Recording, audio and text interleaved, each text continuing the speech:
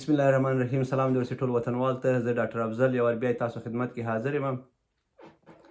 پرسنالټي یا شخصیت څنګه منځته راځي؟ بعضې وخت موږ وایو چې پلانی ډېر ښه شخصیت لري، ډېر ښه پرسنالټي لري.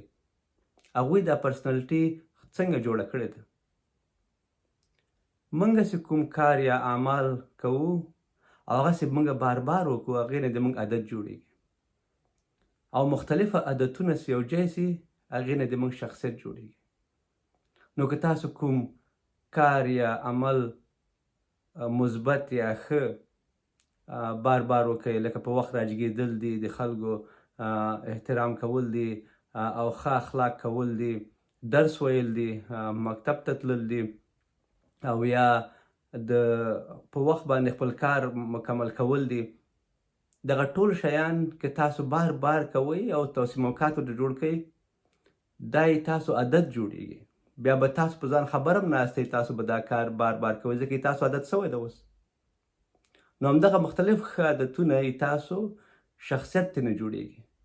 نو تاسو شخصیت به تاسو پرسنالټي به وځلېږي، روښانه به سي. کېدای سي ویډیو مو خوښه سوې، نور ملګرو سره هم شریکه کړئ. مننه. خدای په امان.